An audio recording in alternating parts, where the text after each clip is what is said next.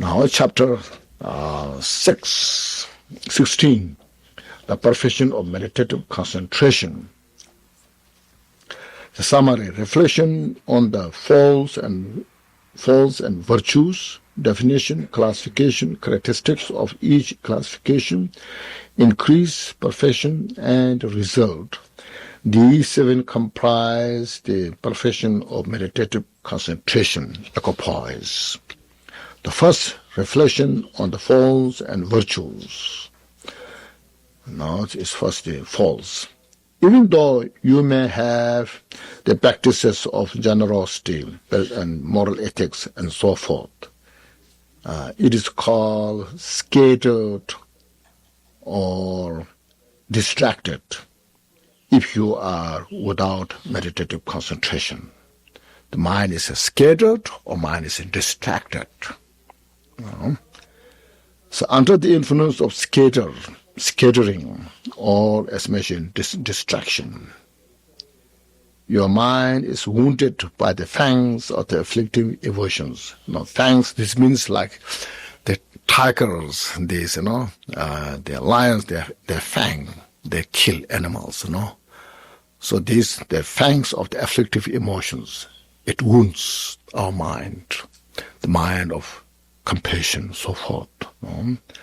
So it's the fangs of the afflictive emotions. Engaging in the contact of Bodhisattva says, for the man whose mind is distracted, dwells between the fangs of afflicting emotions, you see. We are dwelled in between the 2 fangs of the mental afflictive emotions. And we are wounded. Our mind is wounded. No peace, no happiness.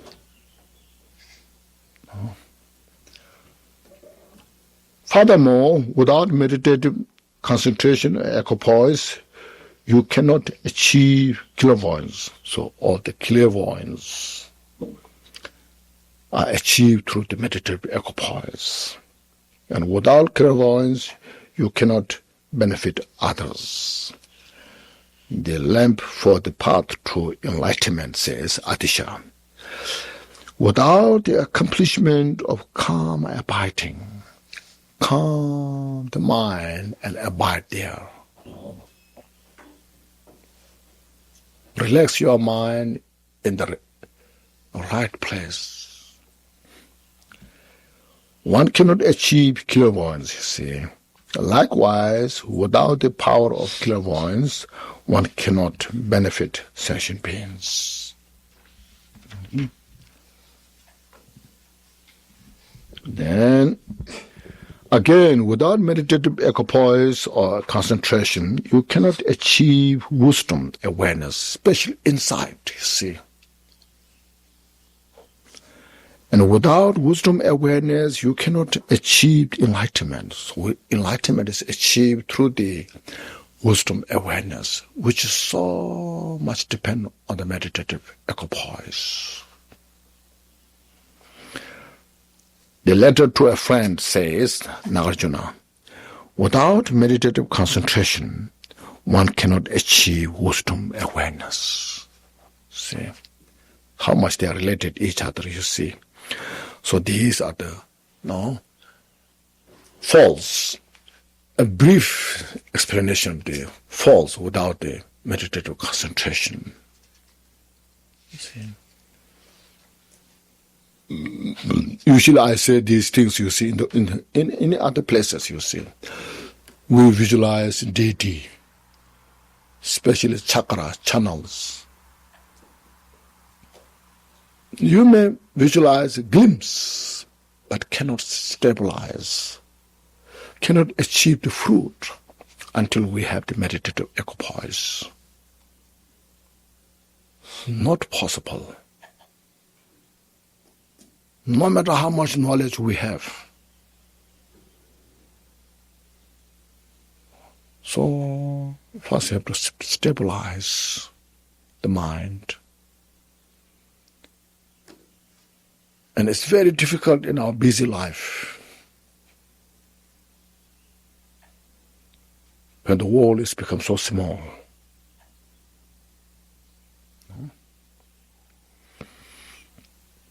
So on the other hand, when you have meditative concentration, you will give up attachment to inferior objects.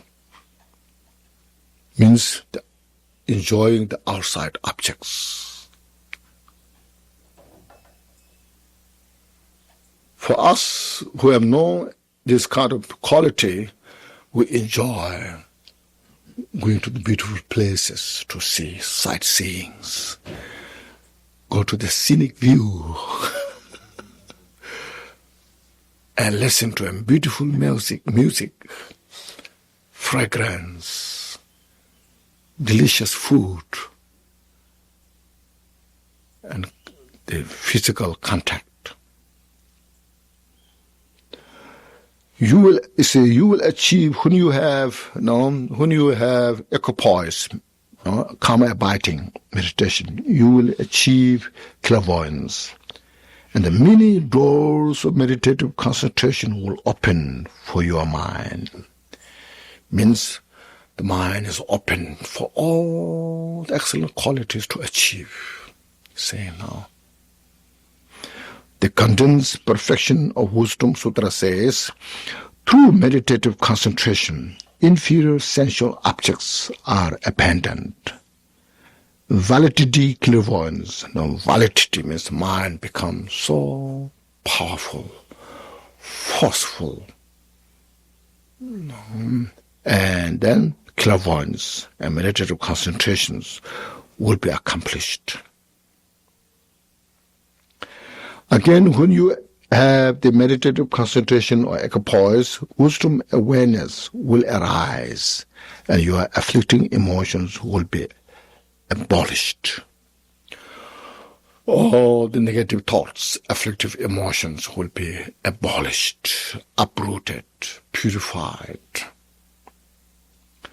Engaging in the contact of bodhisattvas, says Shantideva, no? Having understood that afflicting emotions are completely overcome by superior insight, you see. Superior insight is called special insight. Endowed with karma abiding, see. Karma abiding, the equipoise absorption of the mind, is indispensable for the support of the special insight.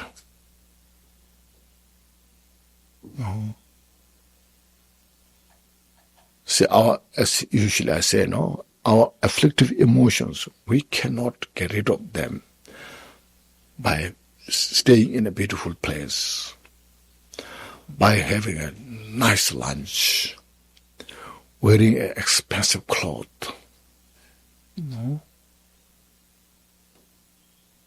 Or by taking different pills, medicines. So they can be only uprooted by these two. The total karma abiding absorption mind and this special insight.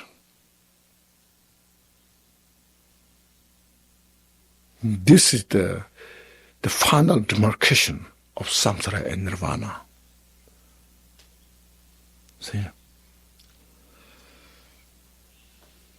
When you have perfect meditative concentration equipoise, you will have special perfect insight and will develop compassion for all sentient beings. See? So when you realize total emptiness directly, then there's a great space for the compassion to develop. It's called non-objectified compassion. And that compassion is indomitable. Can we say that intractable compassion? Intractable. Cannot be defeated by any means. See? It's called a capacious compassion.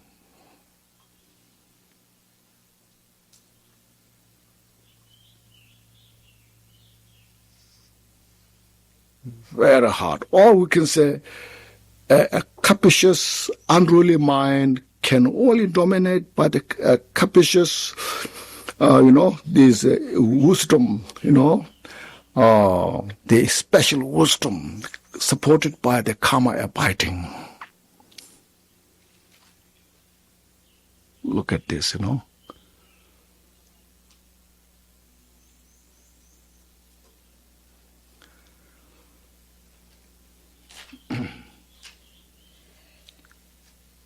For all the compassion, you see now, look at this.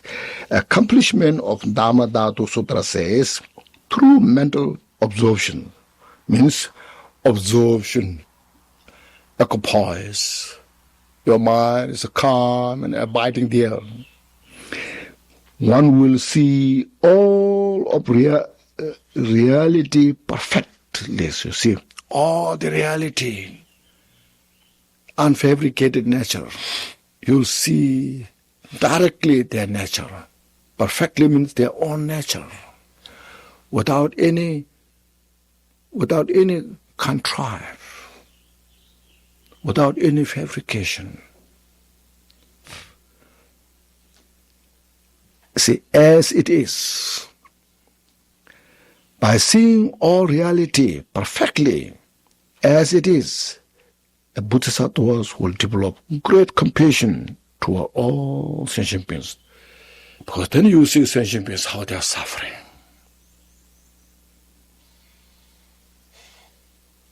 How much afflictive emotions they have. How much karma they have. And then compassion you can develop.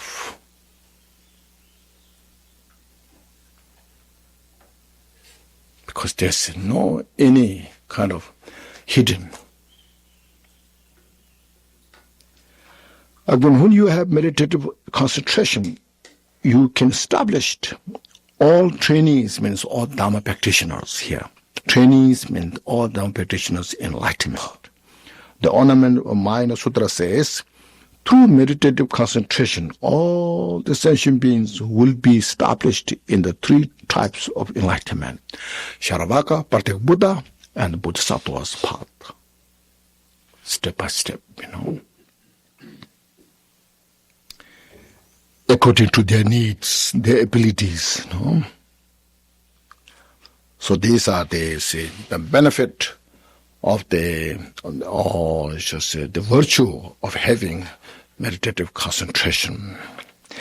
Now, second definition, the definition of meditative concentration is that it has the nature of calm abiding. See? Calm abiding. The mind abides inside one-pointedly on virtues. See? The 10 virtues are the foundation. On above the 10 virtues, then mind abides there. Inside means mind is not staying outside. Bring inside, relax there. This inside, not the realization of the emptiness, just abiding. No. Also from the chapter on concentration from Bodhisattva's Bhumi says, the mind abides one-pointedly on virtue. So 10 virtues. So this means 10 virtue means moral ethics, shila. So when one who keeps the shila, keeping the 5 precepts or 10 virtues or all the other precepts, Bodhisattva's precepts, Vajrayana precepts, those what you receive, you keep them. Those are the foundation. One to develop the meditative equipoise.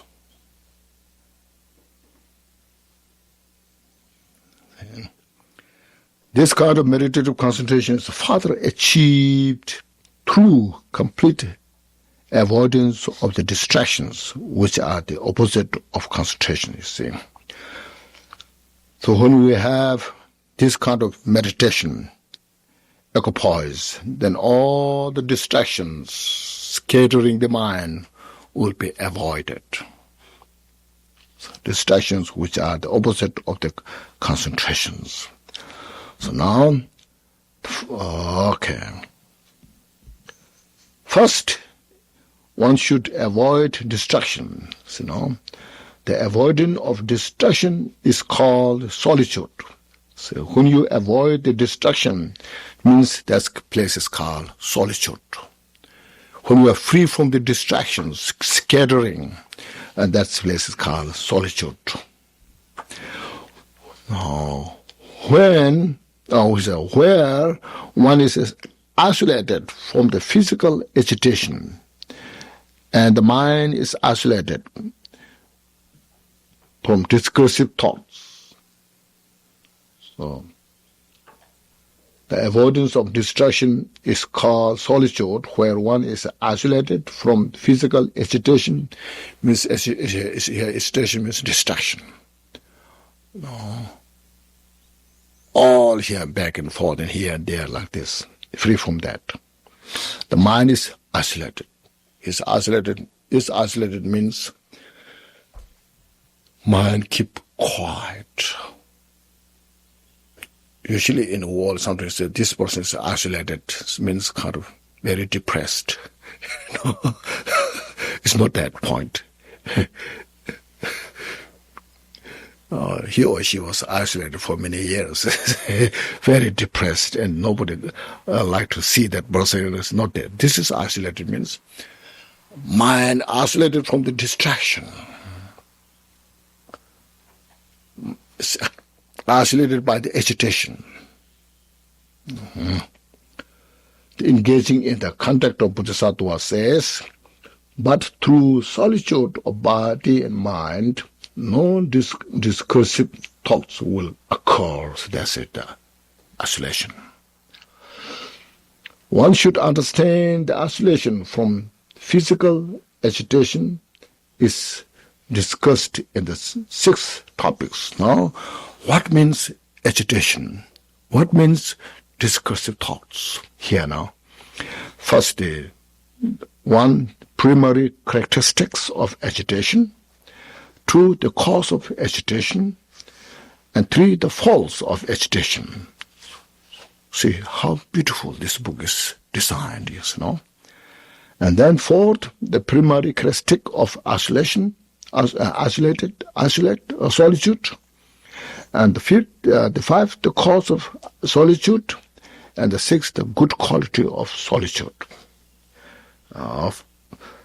1, the primary characteristics of agitation is to be scattered. Mind is scattered, distracted, because of being in the midst of your children, spouse, retinue, and wealth, so forth. These are the cause of the distraction. When you are so busy with them, mind cannot rest. Your mind pulls from that direction, this direction, here and there, all this.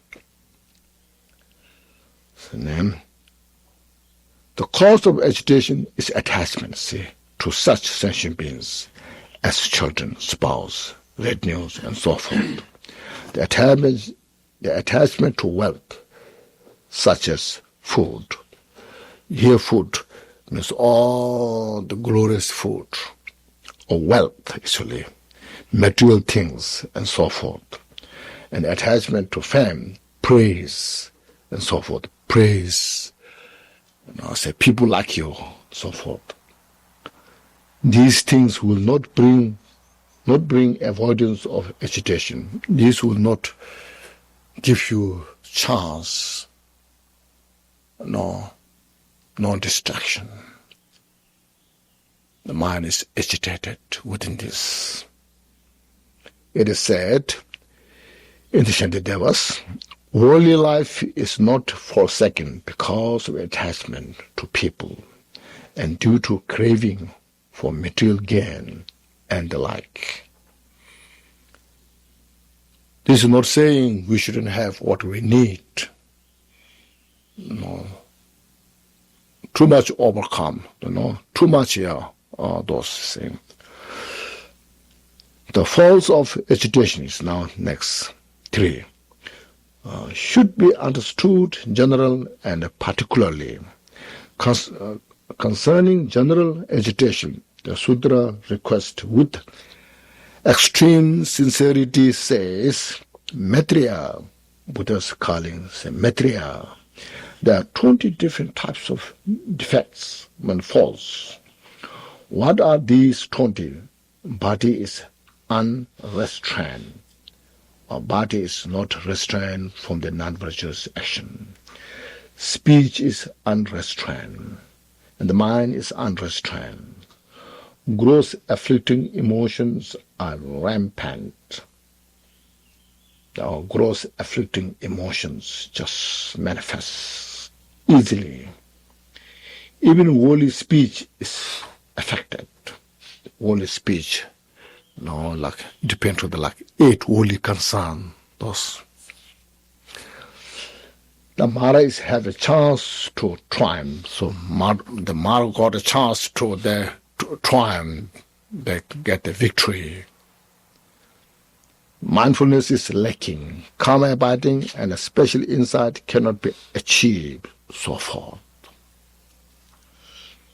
In particular, you will not achieve enlightenment or the falls of attachment to sentient beings. The Moonland Sutra says, Samadhi Raja Sutra says, one who fully attained sensual objects, craves children or spouse, and clings to the home that should be rejected, will not achieve enlightenment at all.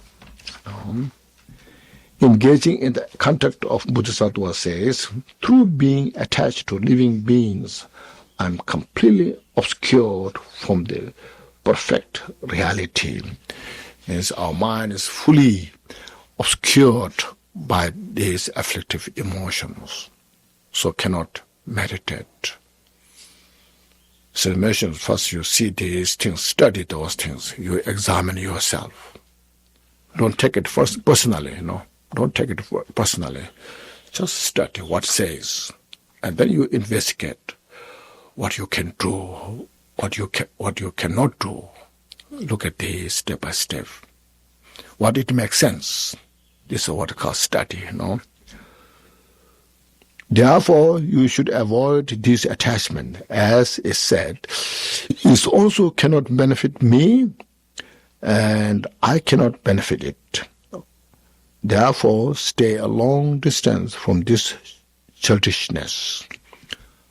With those people, I cannot benefit means it's not that I cannot benefit something, but what it means I cannot benefit them to free from samsara.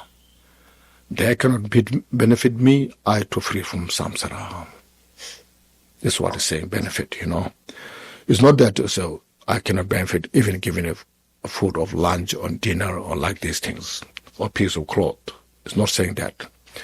Here benefit means to free from samsara.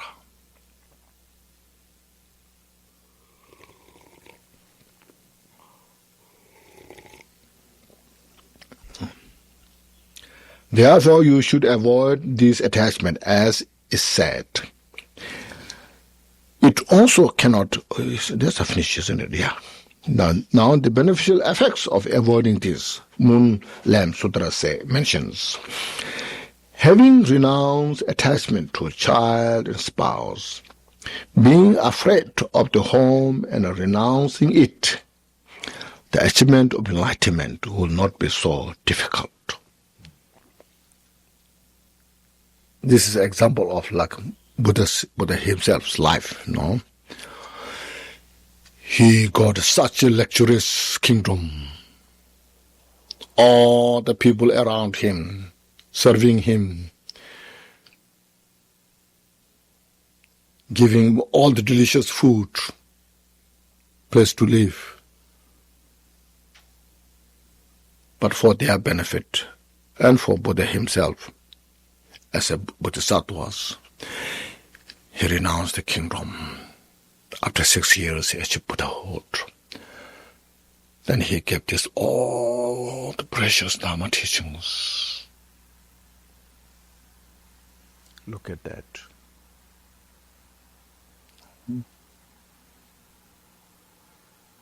Not only his kingdom, the people around him.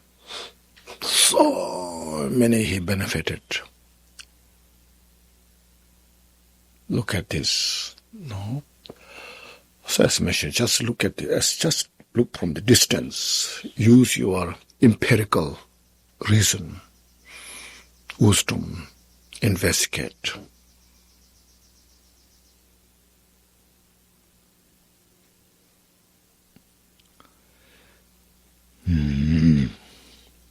There are also two defects of attachment to wealth and fame.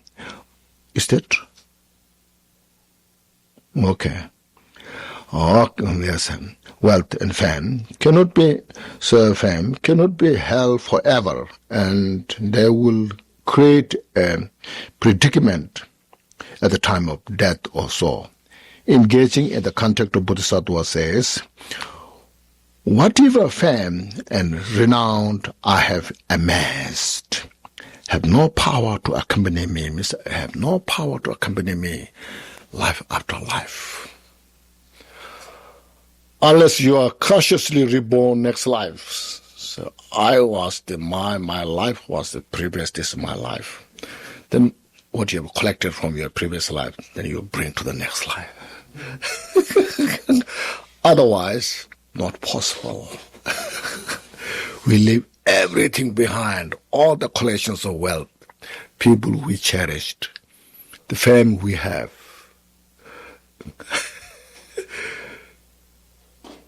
We have to go to the place where I know nobody.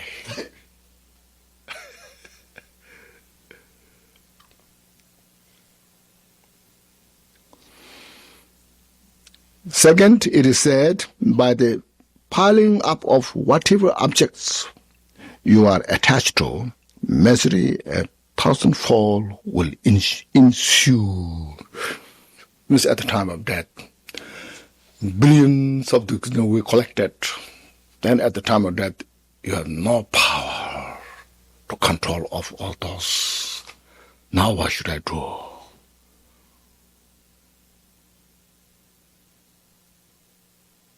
This will bring suffering.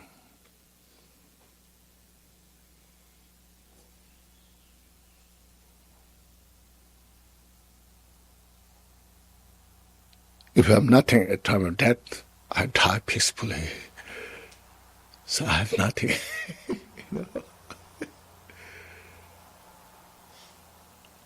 From this point of view, people say religion is the poison for the society.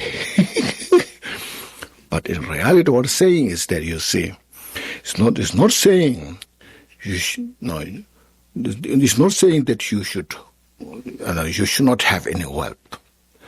What's saying is there, release the attachment, greed, share to all others, practice generosity. That means,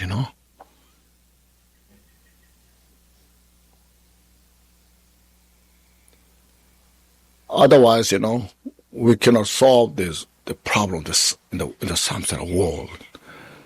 Now, because of, you see, the modern technologies, because of those, those people who are smart, they know how to use all these technologies.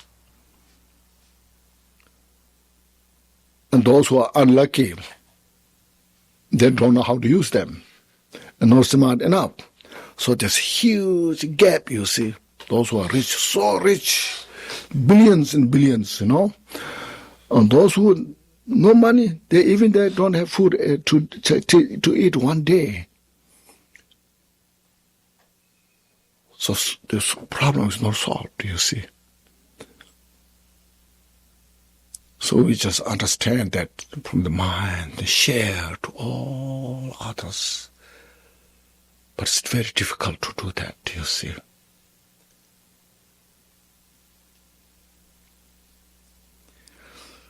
See, this is so precious. So we need, as I mentioned, incisive awareness, understanding. What really means peace and happiness? What really means suffering? And the cause of suffering, cause of peace and happiness. Yeah? The primary characteristic, now these are the, you see, we got a brief understanding of the agitation, distraction, what it means. Now the primary characteristic of solitude is to be free from these agitations. So free from these agitations, which above mentioned. The cause of solitude is to avoid abide. Is to abide in a monastery by yourself. Now this monastery is a little different of our understanding here, you see. What is a monastery? Being in a cemetery, by the forest, cave, or plain. What it means, 500 arms span. This is measurement. Measurement 500 arm spans. Like we call inch, like inch like this. 24 inches makes one arm spans. 500 arm span makes the ear short. The 8 ear short makes the 1 yojana, maybe a couple of miles or more. So a place which is the distance of an earshot from a town is called a monastery, not a like beautiful, expensive monastery, which we call in the town, in the city, when you build big temples called monastery. That's not really monastery. It's part of the city. Monastery, this is really called monastery. A distance that you can reach there about 5 to 3 hours by walking.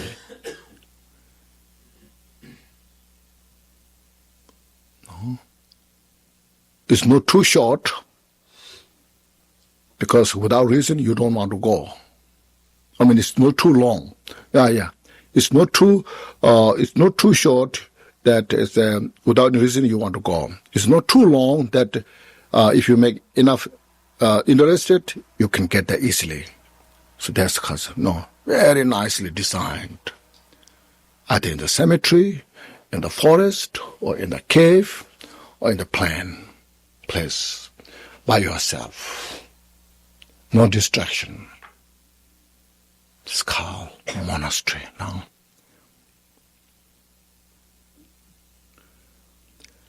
A short from a town is called a monastery. The treasurer of Abhidharma says 500 armspan is an earshot, that which is called a monastery. The good qualities of solitude means to achieve meditative concentration, meditative equipoise, escaping from agitation and staying in the monasteries for the sake of enlightenment and of sentient beings has many good qualities. It is an excellent offering to all the Buddhas first, excellent offering to all the Buddhas. And one will renounce samsara, will be free from the 8 worldly concerns, and will encourage the afflicting, will not encourage the afflicting emotions, and meditative concentration will arise. Because we make a short break here. Okay?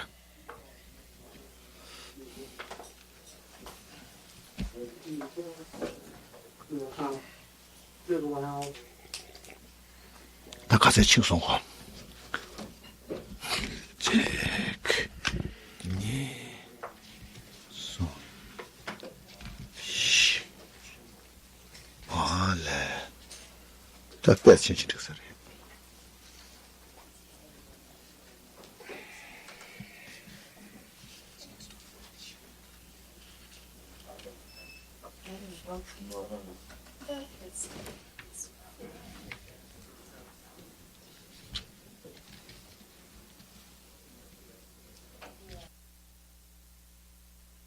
Okay. Now we're in the section, what is number? Number 6. Good qualities of solitude for meditation practice to free from samsara, to achieve enlightenment. For this is the good qualities of solitude. As I have read, escaping from agitation and staying in a monastery for the sake of enlightenment and of sentient beings has many good qualities. Briefly, there are 3. It is an excellent offering to all the Buddhas. If you want to make offering, that's the best way of making offering. One will renounce samsara, will be free from the 8 worldly concern, and will not encourage the afflicting emotions. And the 3rd, meditative concentration will arise. That's the main purpose to being in the solitude. The first one, taking 7 steps toward a monastery with the motivation to stay there with bodhicitta for the benefit of sentient beings. Sentient beings pleases all the Buddhas. Please all the Buddhas. More than making offerings with the diversity of food, drink, flowers, and so forth. The Moon Lamp Sutra says, the victorious one means the Buddha, victorious ones is not honored by offering of food and drink, or likewise of clothes, flowers, incense, and garlands, all the different types of wealth. But saying one will make greater merit by taking 7 steps toward a monastery, to a solitude. Here monastery means solitude, in order to benefit sentient beings. So, by renouncing evil, means these evil thoughts, afflictive emotions, and evil composite phenomena.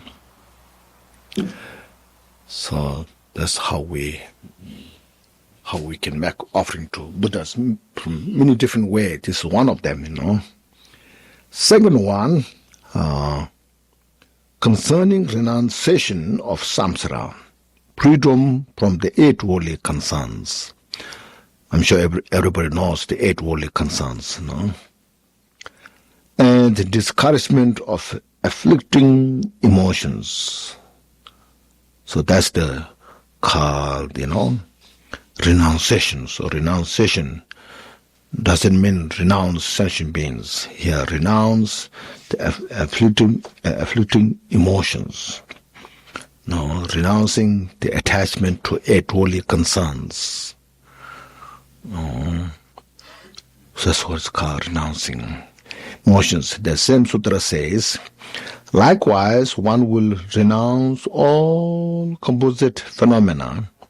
One will have no desire for all the world, the 8 worldly concerns, and afflicting emotions will not increase. As soon as you go to solitude place, you bring peace. You abide in the peace, and you breathe the peace. See? Then the 3rd one, the principal object is to increase meditative concentration, quickly. The same sutra says, be detached from village and city, town, those, mean being busy in those places. Always attend the forest and isolation. Always be alone like a rhinoceros. Before long you will achieve supreme meditative concentration. That's the main purpose. To have good meditative concentration. Equipoise, calm the mind, very skillfully handle all those things.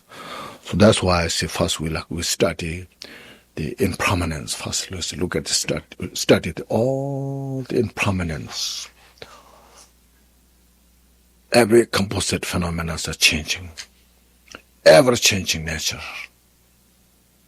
Look at that. Samsara state of suffering, look at that carefully. And meditate, see. Our whole life we have been in that, so how much we have achieved and how much far to go. So those are the very important first, that conditions which create in our mind through reflecting on these topics. Then it will come here. Because before having heard of those things just directly from nowhere, like from from the blue sky, isn't it? Out of the blue sky. If you talk this directly, the people think this is a nonsense. This doesn't make any sense, So that's why we need so much kind of background to come to this point. Even we have all those understandings, still it's very difficult to approach here. Look at this,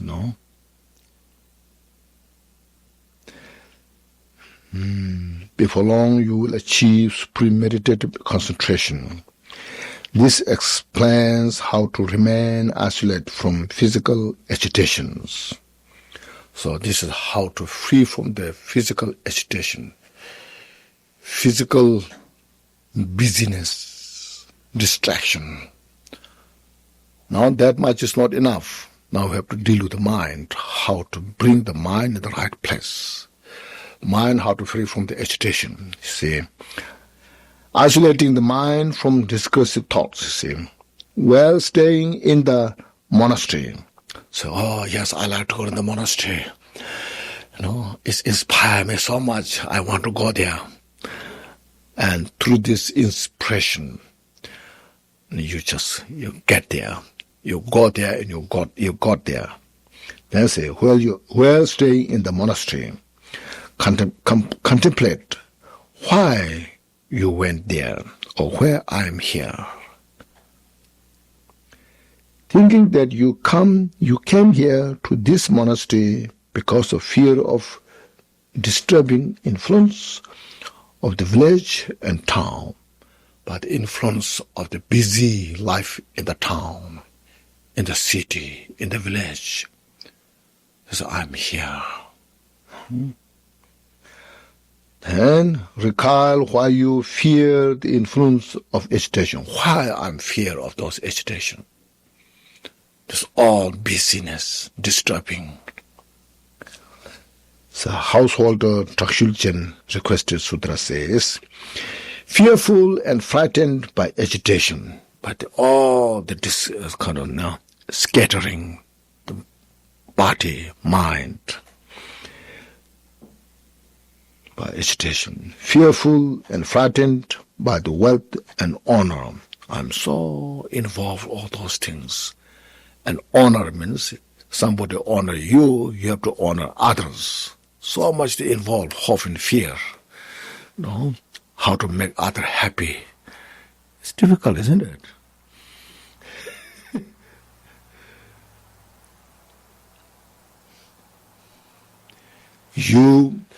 To become happy, first you have to make happy others. When the other responds more positively, then you feel happy. I'm successful.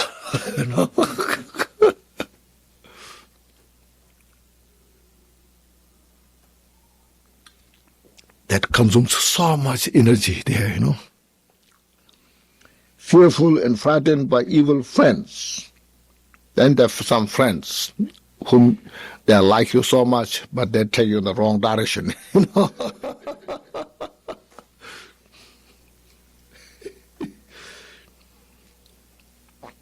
Evil friends, fearful and frightened by non-virtuous masters. There are some teachers who will not tell you what to do, what not to do, all those different negative things, and exploitation, destroying,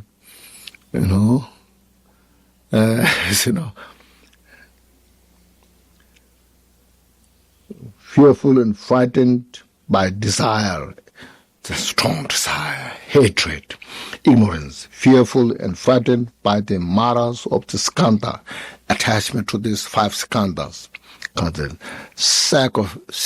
the 5 psychophysic aggregates, afflicting emotions, the Lord of Death, and the Devaputra means attachment to the worldly desire.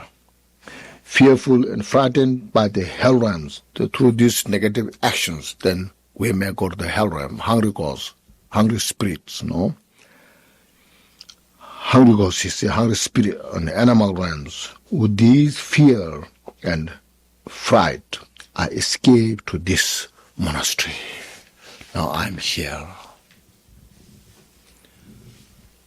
So the sutra says this. Now you should contemplate here. Gampopa saying, just meditate now here. Now investigate actions of body, speech, and mind. Just look at your body, what you do. Speech, what you say. Look at mind, what you think. If I kill in the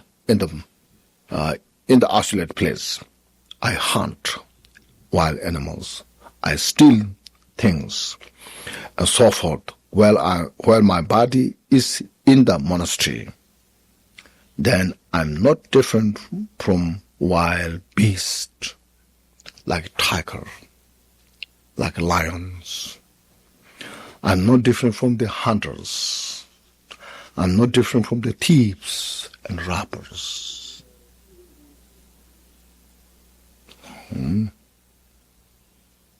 So I should avoid these actions by contemplating that they cannot accomplish my desire, means to calm the mind. I'm here in the mountain, or just here to relax my mind, calm. If my physical actions involve these things, that doesn't bring to my purpose. Investigate speech.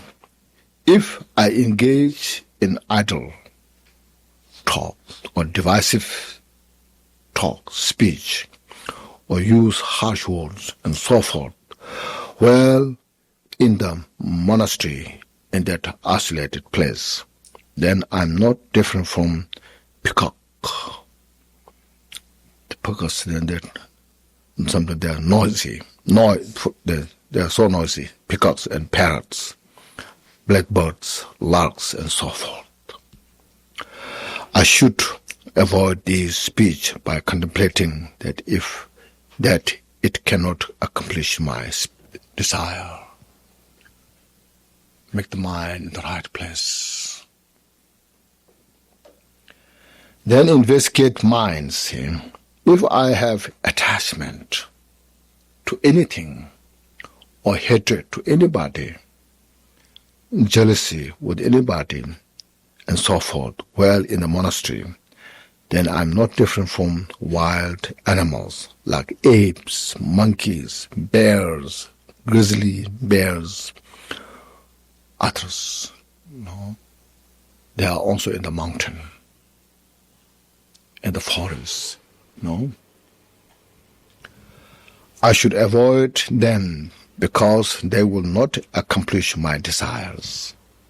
So this finishes the explanation of how to isolate the mind from the discursive thoughts. See?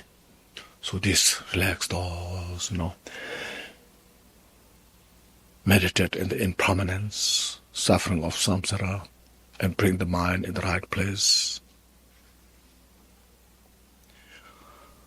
Okay, now if you have any questions related to here, any others, now today we have some time. Maybe up to this is good. Yes. Can one have what you might call a monastery state of mind if you're not able to find the physical place? That's what he's saying, this mind, you see. If you have mind, as described here, then you are in the monastery. See. If your mind is involved in these things, even your body is in the monastery, the mind is not in the monastery. Yeah.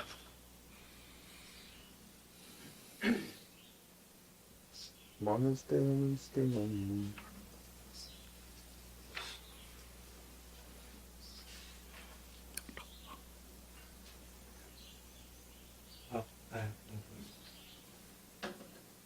In that first section, when you're talking about isolating the mind from discursive thought, Yes.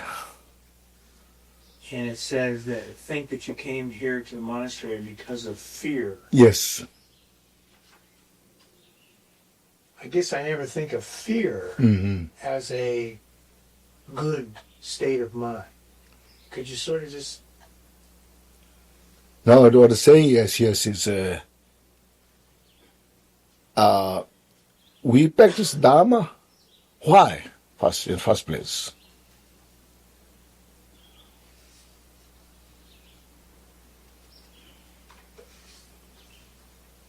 Oh, that wasn't a rhetorical question. Yes, it comes. Yeah, exactly comes here. Yeah. So where you are in the monastery, saying because of this is a fear. I'm in the monastery. You see.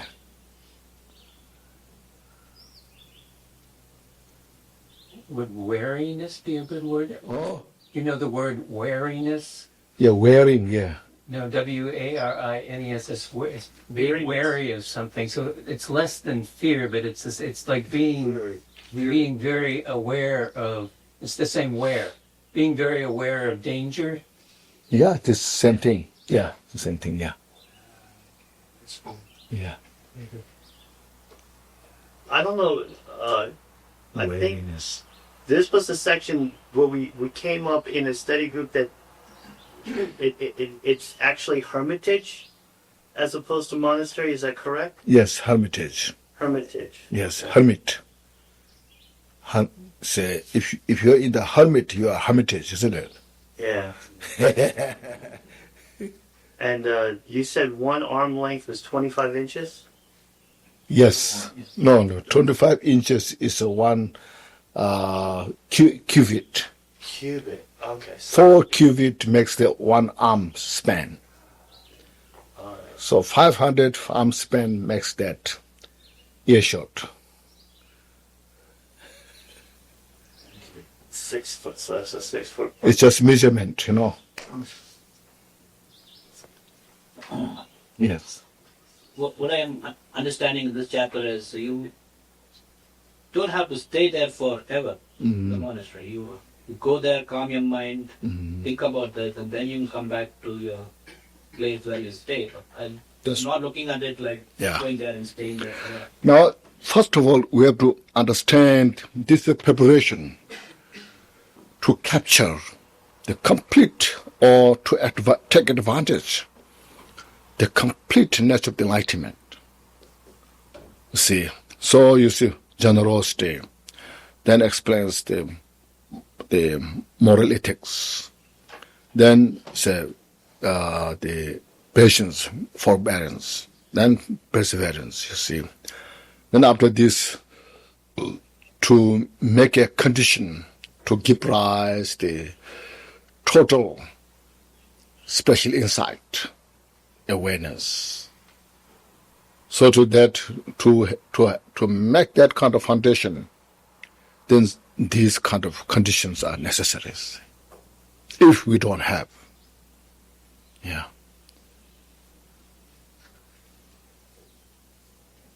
So don't feel that this is not possible for me. No. Instead, we study, we do what you can. So as I mentioned, Dharma practice is 100% dedicating your life practicing Dharma. There's 1%, 2%, 5%, So those, say, those who are ordained, they are more dedicated, supposed to be. And then they can go farther than those who have family. But family also practice bodhicitta as much as they can. So everyone has opportunity.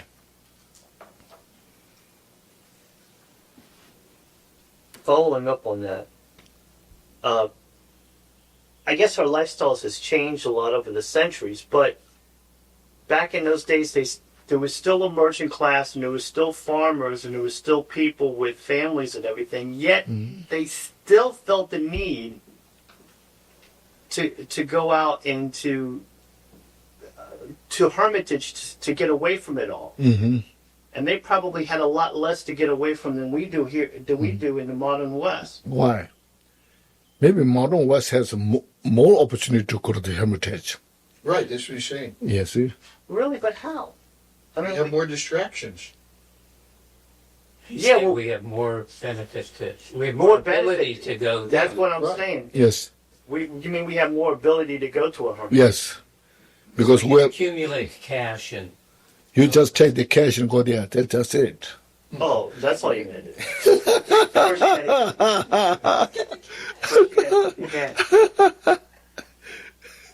So I was, so basically my question was like, if we don't have the opportunity because we don't have the cash, I mean, is it really practical to even think that you can actually try to achieve some semblance of what you would benefit from a monastery in your everyday life? I thought about it. I thought maybe if I learned to live a minimalist lifestyle, which is kind of easy to do when you don't have any money, but but I don't have any money yet. I'm not living a minimalist lifestyle, and try to keep my commitments low, then maybe I could achieve some semblance of that. But what I was thinking here as you were going through the text, if you're still going out in life anyway, if you're still going to work, you're still engaging. You're not getting that time to retreat for a long, steady period of time. Exactly, that's the point. That's what we need to know, those things. And we know people in this who are leading household lives that have very strict practices and are very staunch in their practice. Yeah, but you're still engaging them. You're still engaging with life, and it's still. I don't think it's if you go into a hermitage and you're there if you're there 24/7 and you're really focusing on your meditation, uninterrupted. I don't think there's any way that you can sort of replicate that and lay life being a householder and working and everything. I mean, my question basically, is it possible to do that? What do you mean possible? To live your lifestyle. Lifestyle of what? As a lay person working in the world and still try to achieve some semblance of what a person would be like if they were living in a hermitage. Oh, yes, possible. But not very probable. Very possible.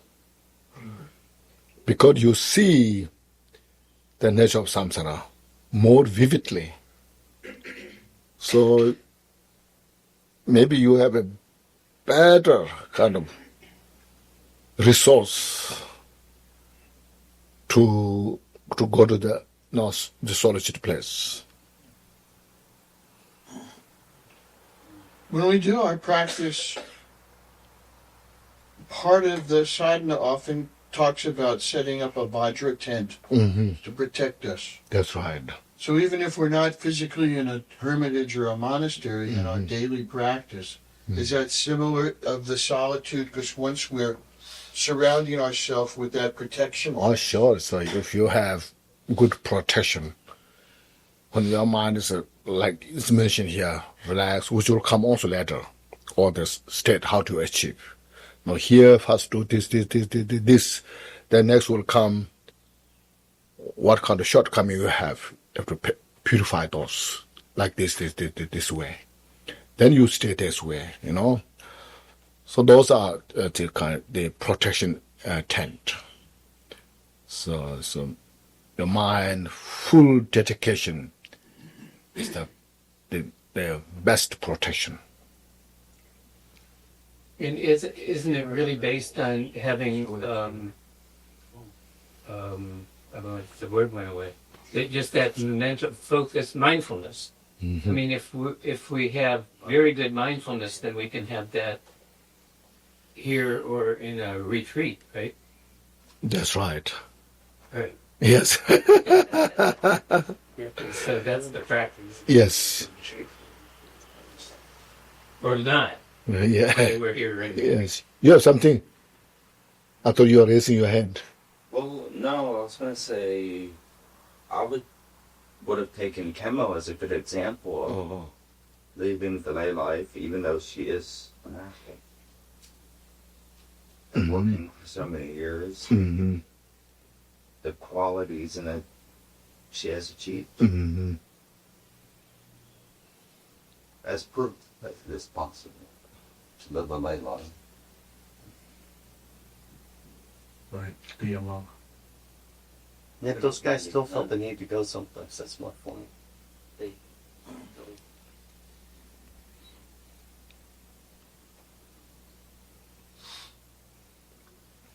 Yeah, those first like the week-long meditation. They're sometimes designed, just go to a place where there's a week-long retreat, meditation, not so much chanting, not so much talking.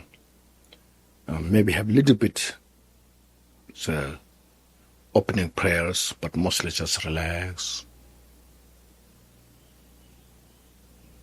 It's very good. Lot of chanting and all those things, it's a distraction.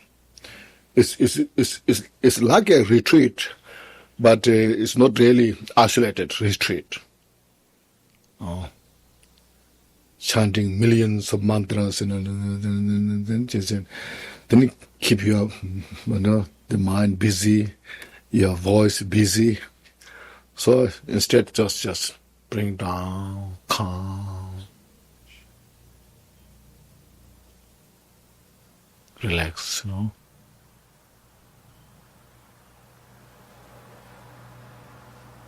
So when you're trying to be in that relaxed mind, you're not visualizing anything. No, at that moment, yes, just you are calming your mind. You're just letting thoughts Yes, happen, and you're not following them. Yes.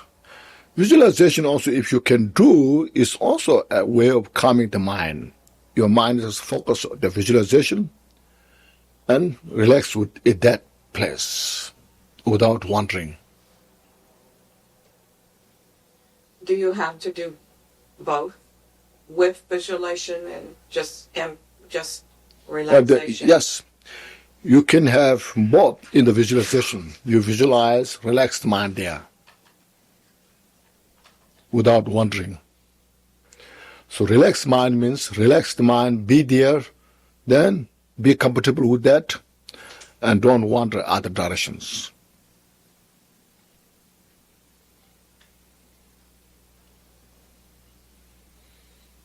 Briefly, what would your routine be like if you were to do it? If you were to get a cabin in the woods for the weekend or something like that, Yes. what would your routine be from when you got up in the morning? What would your routine be from the time you got up until you go to? Just as I mentioned, just at the beginning, say a few prayers, like opening, taking refuge, cultivating bodhicitta, like that. Then, just relax. Get up like at 5 in the morning, and until like 8. Then have a cup of tea if you like to have something to eat. And again, go back to the meditation, relax. And then make a break for lunch, little bit relax, little movement physically, if you feel so stiff, And then after that, again go to the session, relax, meditate, and around 4, have a cup of tea, something if you like, make a little stretch, and again go back to meditate up to like a 9. Then make short dedication prayers and go to bed 9 or 10. So like that. And don't push hard, so much hard. If you cannot handle, don't push too much. So you just go with your pace. Just relax and get comfortable, and don't be too listlessness. Don't be a listlessness.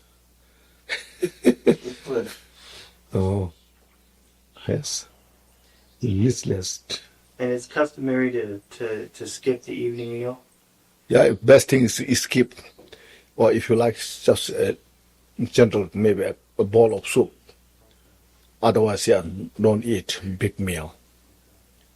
It's good for your health as well.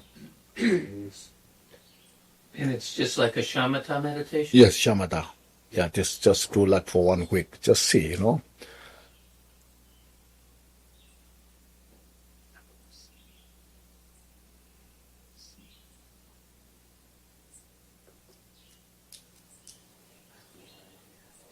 It's a lot. That's a lot. If you could do that, that would be doing a lot. Yes, that's just like 1 week is not. It's very good. Or first you try 1 or 2 days or 3 days, and then you just do maybe like 1 week. Just try that way, 1 or 2 days, 3 days, how you feel, and don't make yourself uncomfortable. So I say, I don't like this meditation. I don't feel that it's impossible for me, It's a skill to need to adjust slowly. Like when you drive your car 60 miles an hour, you cannot stop with that speed, the car, isn't it? You have to stop the car slowly, 60 to 50, 40, 30, 20, 10, 5 miles, then finally you stop, So our mind is right now, it's like 100 miles an hour. Okay. So from 100 miles an hour, you cannot stop in the zero, speed. Mm-hmm. So be kind of skillful and realistic. No, there's no magic, you see, when it comes to mind. The machine cannot control your mind. That's actually the hardest part. I found that when I try to do shamatha, I got too much commentary on my head. Yeah, shamatha is very difficult. Yes. Chanting mantra is much easier. Yes. Much, much easier. Yes. See. And without, as earlier mentioned, without shamatha, all those accomplishments in the mind will be not so easy.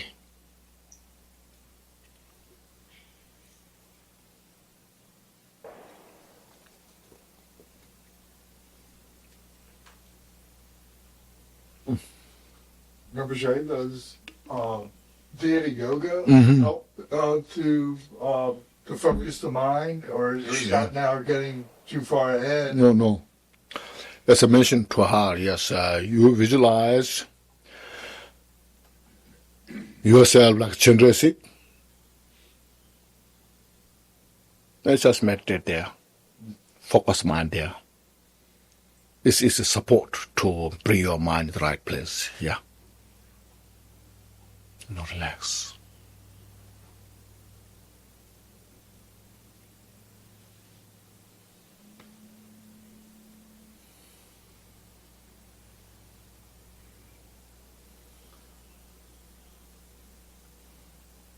I once heard a teaching by Drupal. I think I once heard a teaching about Drupal. He talked about methods for doing the 3 stages. The first stage was like a waterfall, and the second stage was like a river with rapids, and then finally you get to the placid lake. But I don't remember what those methods were. It's not a method. It's an example. Well, yeah, but there were different guidelines. Yeah, these are not methods.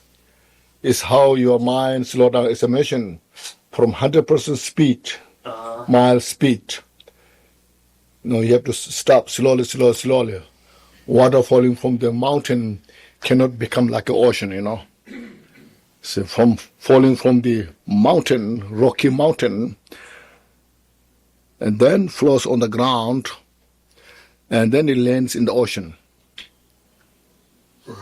Yeah. So maybe that's why it's a good idea to start with some mantra. Yes. Just to Exactly. get Yes. to a place where it's slow. Yes. That's as I mentioned first. Like you just do meditation, like say 10 minutes, and then if you feel a little tense, release that. Just stretch a little bit.